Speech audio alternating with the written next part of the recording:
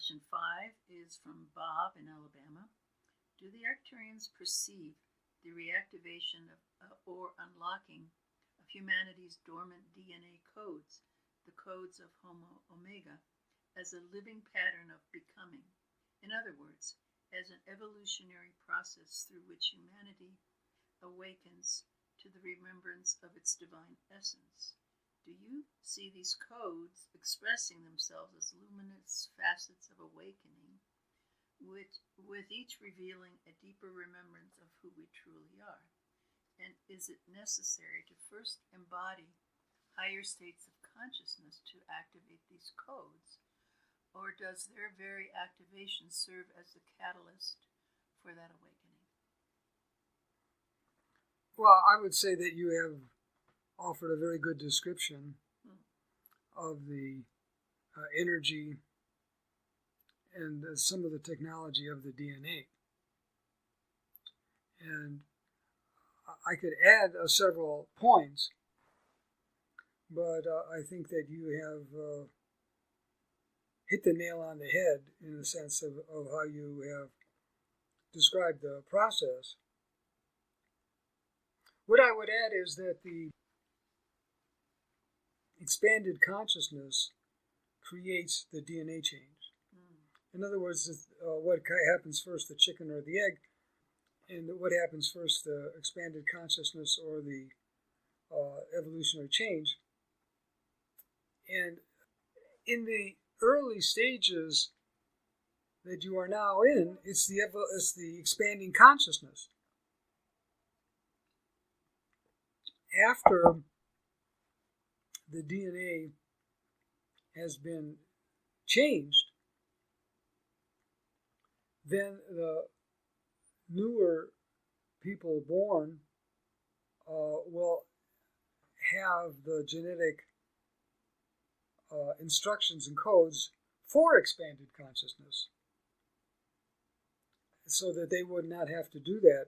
But see, right now, expanded consciousness is still an anomaly. It's not part of the normal culture, and especially when you are in a situation of struggling for survival, you cannot have the time or the comfort or the security or the peace to indulge in expanded consciousness.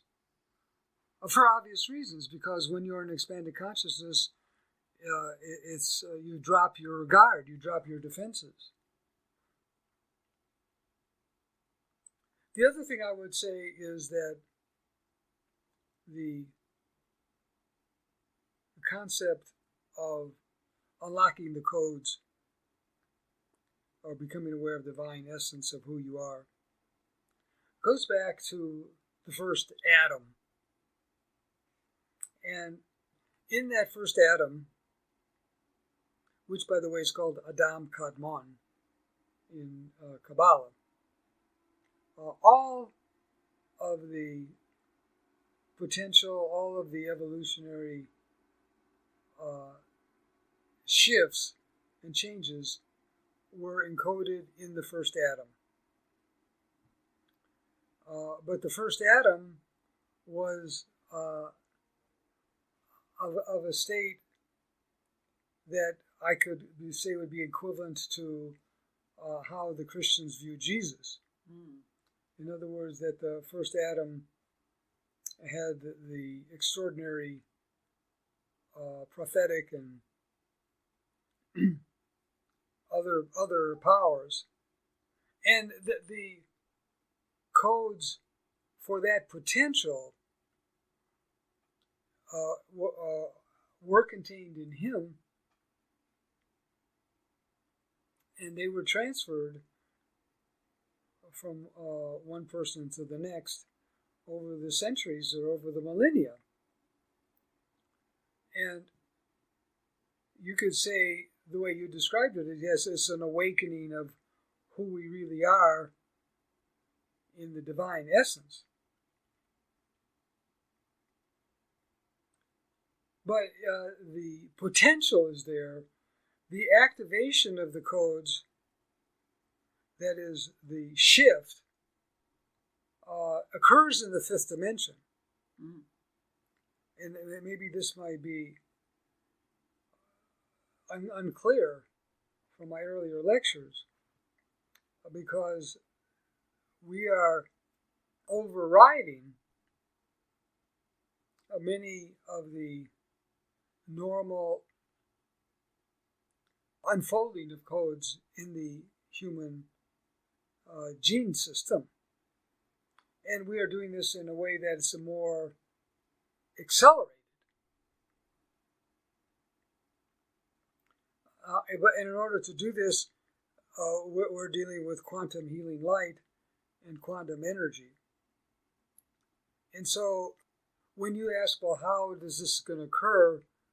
It's going to occur using fifth dimensional energy. And then when you are doing the concentration and meditation for the unfolding of the evolutionary process and higher evolutionary process, connect, as I'm sure you are, with the fifth dimensional energies.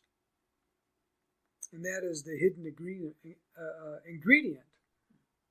Sometimes I call it the alchemical ingredient that will open up the evolutionary leap.